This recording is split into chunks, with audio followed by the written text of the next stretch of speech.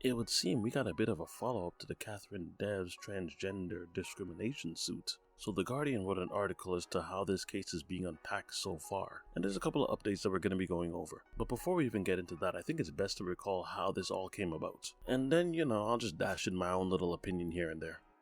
But before we get into it, if you enjoyed this video, don't forget to drop a like and consider subscribing. Now let me preface all of this by saying that the foundation of all of this is definition and interpretation. And as we unpack that, you'll start to see what I mean. So there's a couple of names that you need to remember. Catherine Devs, or Divies, however you say her name, and Roxanne Tickle. And then of course the platform that we're going to be talking about is Giggle for Girls. Now I've looked up this platform. What this basically is a social media platform strictly for women, and that's important that you remember that. A social media platform strictly for women. This is where they can meet one another, network with one another, interact, talk about health, talk about women's issues, their hobbies, activisms. There's a room that discusses exercise, their gigs, health, beliefs, support, mentor work, networking, travel, social, all kinds of stuff. So I got the gist of what Giggle for Girls was really going for. And in all honesty, I could see the attraction with wanting to sign up to a platform such as this one. Now with that in mind, Roxanne Tickle might have actually seen the exact same draw. In February of 2021, Roxanne Tickle had joined Giggle for Girls, and in September, that spot was then revoked. The accusation behind Roxanne Tickle being removed from the application was because, as Roxanne put it, she was then considered male, because Roxanne Tickle, as you know, was born a biological man. And thus, Roxanne then responded with the inevitable, a lawsuit. Remember that this whole case could have gone a couple of different ways, and Federal Court Justice Robert Bromwich on Thursday, he allowed for an extension of time for the case and ordered Giggle to pay for Tickle's legal costs for an earlier hearing. So this whole lawsuit against Roxanne Tickle is already costing this company money. I even found a quote from Roxanne Tickle which says, "I believe that I'm being discriminated against by being provided with extremely limited functionality of a smartphone app by the app provider compared to that of other users because I am a transgender woman." That was a quote that Roxanne Tickle had provided the Australian Human Rights Commission filed in December 2021, just a little after Roxanne was removed from the platform. Roxanne also quotes, "I am legally permitted to identify as female." There's a more to this, but I want you to hear a specific part. Giggle responded that Tickle had been removed because she had been considered male by her appearance in a selfie she uploaded. I want you to really remember that part. Listen to the last part I just said. By her appearance in a selfie she uploaded. That raises all kinds of questions for me, and I'll pose that at the end. So the chief executive, Sally Grover, did not know that Tickle was transgender and didn't inform the decision to revoke the access. That's what they're saying. But Sally Grover also did say that she described Roxanne Tickle as a trans-identified male. Now remember that name that I mentioned before, Catherine Daves? She's no stranger when it comes to controversy with the trans community. Just look up some of her comments in 2022.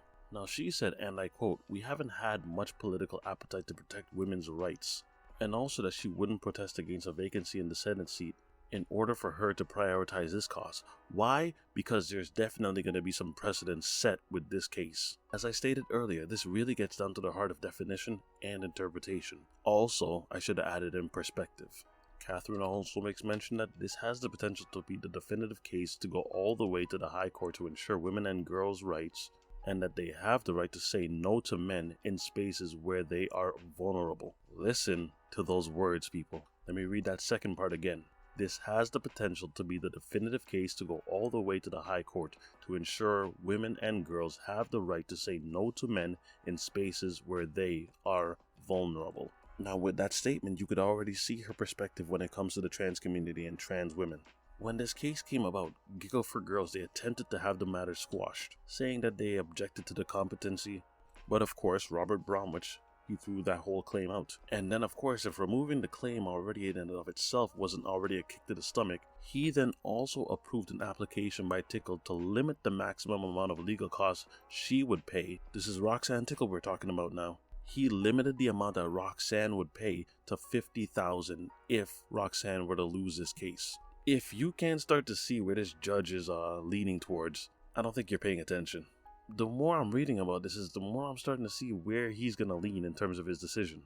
Roxanne Tickle had actually sued Giggle for Girls and Sally Grover in the Federal Circuit and Family Court last July.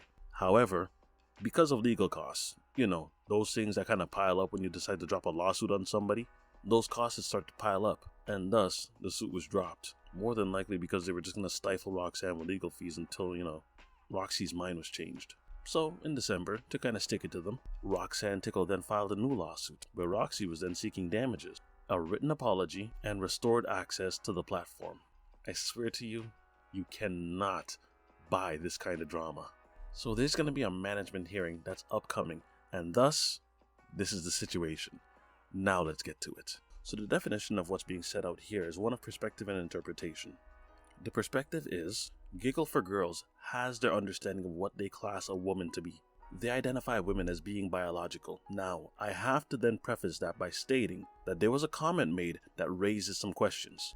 But just going off of the foundation of what was already set, the fact that Roxanne was removed from the platform because she was considered male, as they put it, means that they're using the definition of female as being someone strictly born as a female. I'm going to leave that argument there because there's all kinds of different directions, whether we talk about a female that transitioned or someone who may identify as something else but is technically born a woman. I'm not getting that deep into the weeds.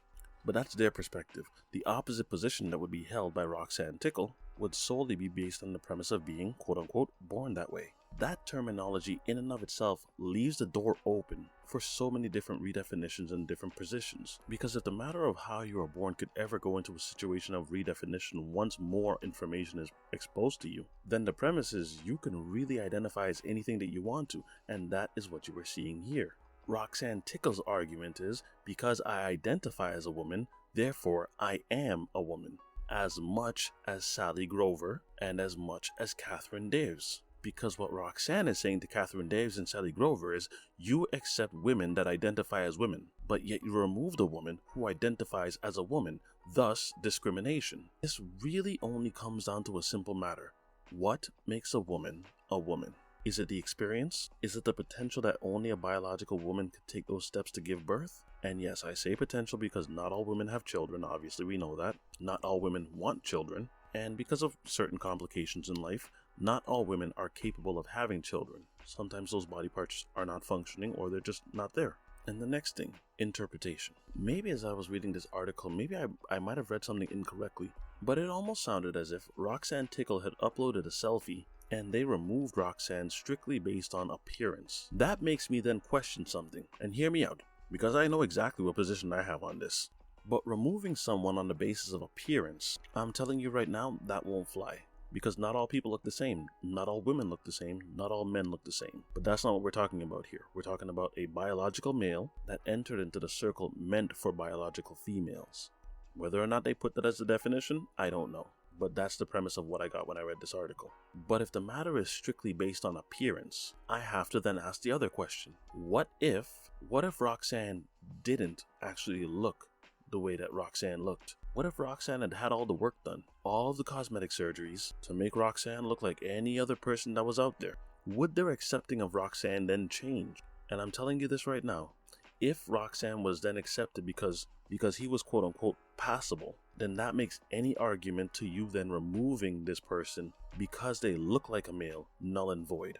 You didn't actually remove them because they're a male. You removed them because they continue to look like a male. But if they put in enough effort and enough money into their body and getting all the work done, and then they look, as they put it, quote unquote passable, then all of a sudden, are they allowed in? Hence why I say I'm going to be watching this case really tightly, because this can set a whole different bunch of precedents as to how biological women and the trans community interact. I'm talking sports, clubs, girls only meetings, schools, scholarships, you name it, jobs even. I mean, if this precedent is set, then if a company says that we would like to hire more women, and we go by Roxanne's position, then why would they not be able to just hire more individuals that are in the trans community to meet their female quota? Honestly, you tell me. Now, I don't think this is right. But I also think that there's very little that you could do at this point, because the premise has already been set. Because if the way that you define something is really just open to interpretation like that, and it's so fluid, then your definition for what is a woman might not be someone else's definition for what is a woman. I don't like the fact that Giggle for Girls is being sued. I don't like the fact that Robert Bromwich, the federal judge, looks like he has some bias in this. This is a very small application. When I looked it up, it really only had a couple thousand followers. So it's not some kind of a game-changing application. And it makes me ask the question, are there not applications, organizations, or different platforms that are more suited for Roxanne's taste?